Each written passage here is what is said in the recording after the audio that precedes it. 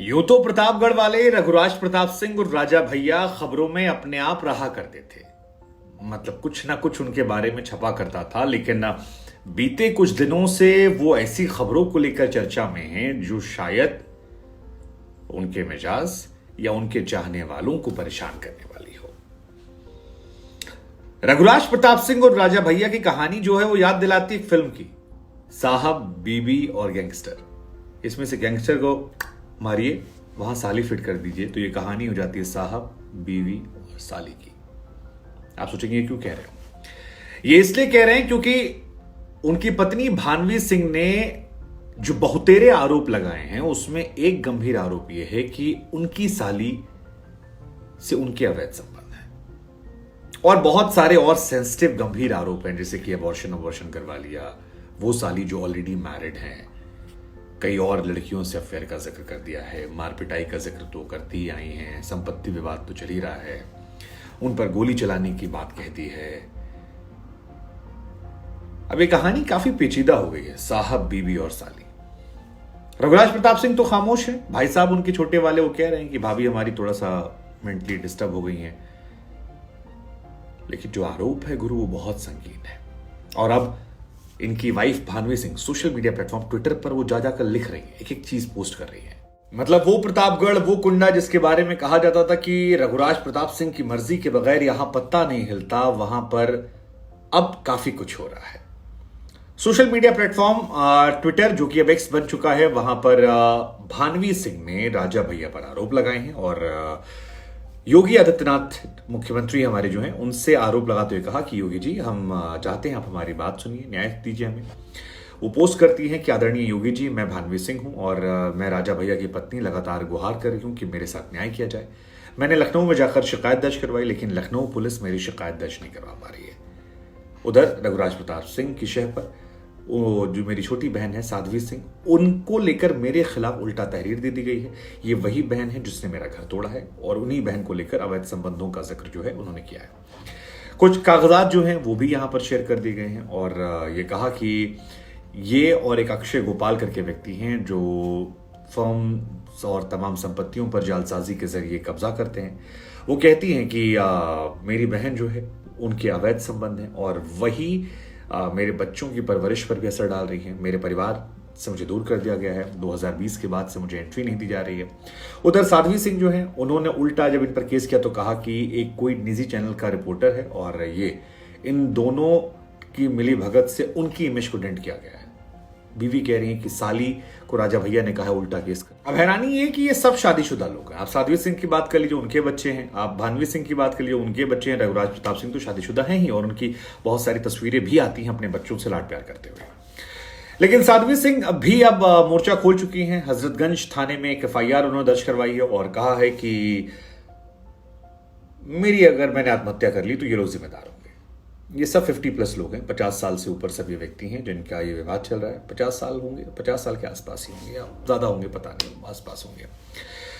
ये कहती हैं कि संपत्ति विवाद में उनकी बहन ने घिनौने आरोप लगाए हैं। साध्वी सिंह कहती हैं कि भानवी सिंह और एक कोई न्यूज चैनल है उसके जर्नलिस्ट ने मिलकर एक खबर बनाई।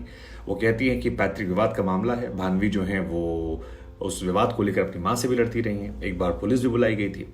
ये भी कहती है कि उनको बदनाम करने और उनकी इमेज खराब करने के लिए उनके जीजा के साथ उनके अफेयर की बात कह दी गई, उनके चरित्र को हनन किया जा रहा है, उनके अबॉर्शन की बात कह दी गई। वो कहती हैं कि मेरे 2 लड़कियां हैं, और जब ये तमाम खबरें वो पढ़ती हैं तो उनका दिमाग खराब होता है कि यार क्या चल रहा है मम्मी आपको लेकर। उधर इनकी वाइफ कहती है राजा भैया कि यही वो मोहतरमा है जिन्होंने मेरे पति से मुझको दूर किया, शादीशुदा होने के बावजूद भी एक्स्ट्रा मैरिटल अफेयर मेरे हस्बैंड से किया, और इनकी वजह से मेरा परिवार टूट गया।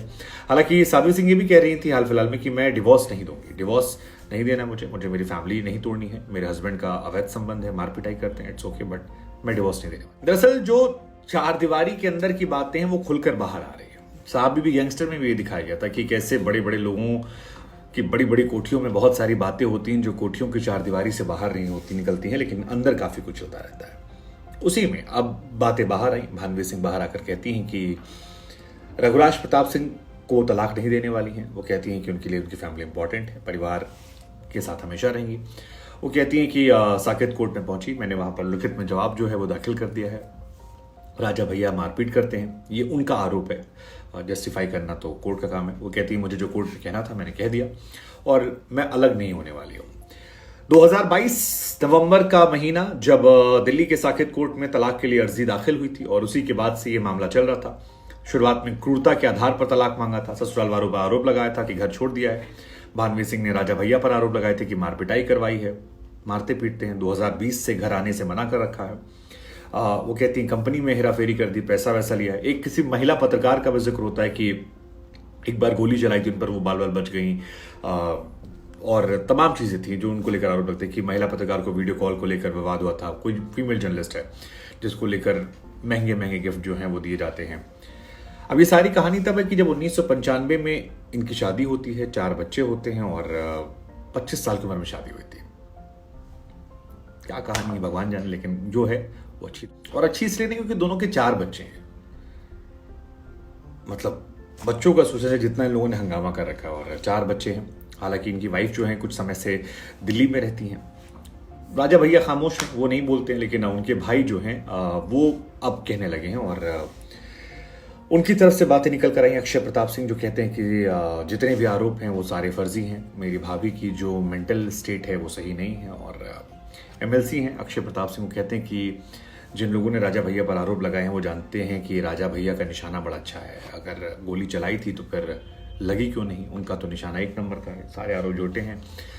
भाभी मेंटली फिट नहीं है, इस वजह से डिवोर्स की स्थिति आ गई है।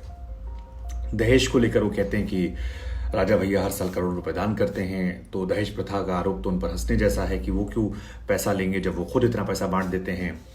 भानवीर सिंह अपनी मॉम के साथ भी मार पिटाई करती हैं। काफी आरोप है दोनों साइड से, मतलब जो बहुत सेंसिटिव आरोप। आप मतलब कोर्ट कचहरी मामला जाता तो इंसान वैसे भी गंदगी की सारी हदों को पार करता। वो उन्हें मेंटल घोषित कर रहे हैं, वो उन्हें कैरेक्टरलेस घोषित कर रही हैं। लेकिन फिर कहानी वही है कि जिन राजा भैया का रसूख, जिन राजा भैया का सिक्का उछलता था, वो कहते थे कि यार, मतलब कई तरह के, कई लोग पॉजिटिव वाले बोलते थे कि यार रसूख है भैया का ऐसा कि मतलब कोई कुछ कर नहीं सकता। जो विरोधी थे कहते थे कुंडा के गुंडा है। लेकिन अब जो बातें हैं वो शायद उन्हें भी बेचैन कर रही हो। हमें लगा हम आपसे पूछते हैं क्या सोचते हैं आप लोग इस पूरे विवाद।